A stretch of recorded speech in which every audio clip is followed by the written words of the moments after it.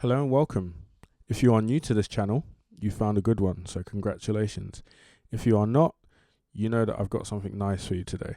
So today we're going to be looking at a minor 9 chord, and I'm going to be showing you how and when to play it. I'm going to show you a few hows and a few whens. So what is a minor 9? A minor 9, let's take a minor chord. We'll take A for now. And what you're going to do is you basically extend the chord. So you see this pattern that we've got here where you play one, miss one, play one, miss one? Yeah, you extend that by missing another one, playing another one. And then you technically do that twice at the end of your triad, at the end of your 3 notes. You do that again, and you've added an extra 2 notes to your chord, and that makes it a minor 9. If you've got like a long reach, if you can reach that and your fingers can sort of stretch out that much, then you can play all those notes in one hand: thumb, index, middle, fourth, and your pinky finger. You can have all 5 there. If you don't have the stretch, what I would say is miss out on the first note, right? And just play those: thumb, index, middle, pinky. You've got a C major 7 there, right? If you know your chords.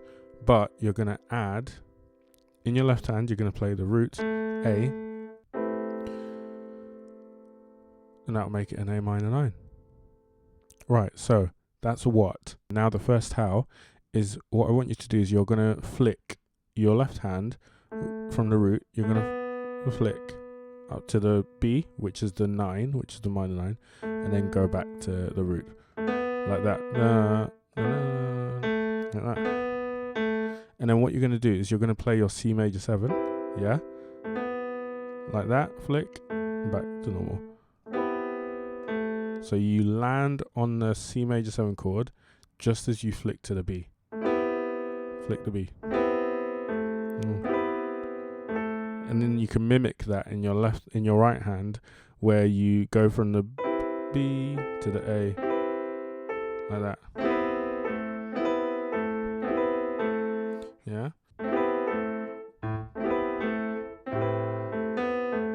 Yeah. So the second how is we're going to invert. I love inverting because it just makes things easier for me.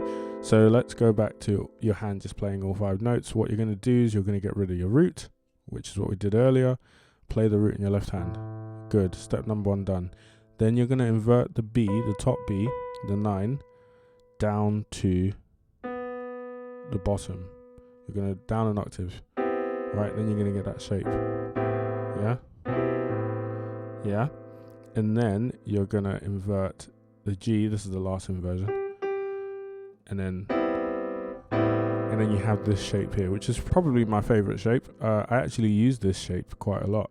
Now, when to use a minor 9 chord? Let's stay on A minor 9, and basically anytime you get to the minor chord, the A minor chord there, you can use it there.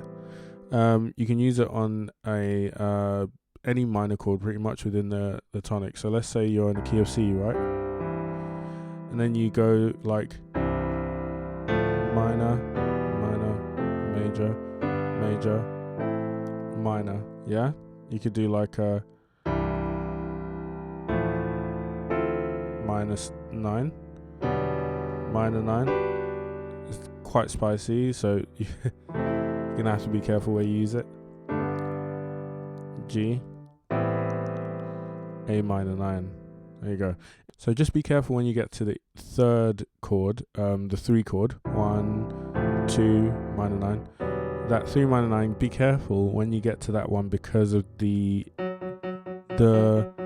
minor 9 there is not within the key of C. Or the note is not in the key of C, so it's going to sound quite spicy. And like any spice, it can be too much. Another when is when you are going from your 6th chord.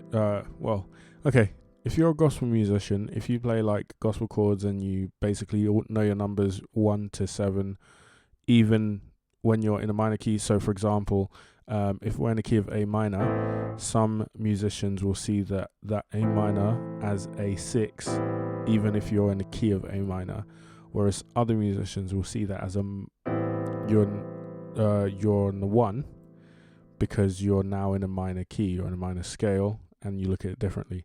So if you're looking at it from the sort of gospel perspective, where this is your 6, right? When you go for between 6 and 2, but the 2 is usually a dominant. So if you're going to 6 to your from a 6 to your 2 dominant, all you do, right, is you're going to raise, you're going to flatten the G or your bottom note here, yeah, and then you go, and then you play your 2, yeah. That's a good place to do it. So some chord progressions, if you're playing a jazz standard, for example, you might have like an A minor, and then that's not a jazz standard, but yeah, minor, dominant, there, yeah, there you go. You've got that there. If you are, if you know your numbers, if you know your minor numbers, then it's basically a 1 and 4, 1 to 4.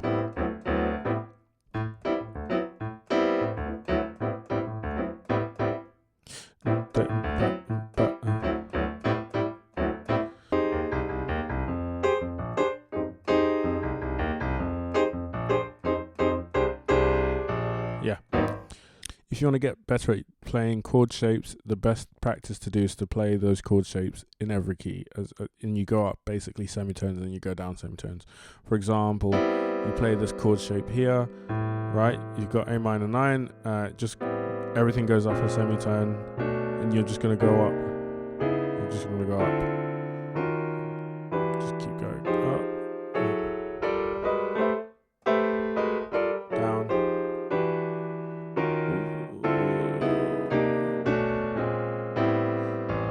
Yeah, you can go up in tones. There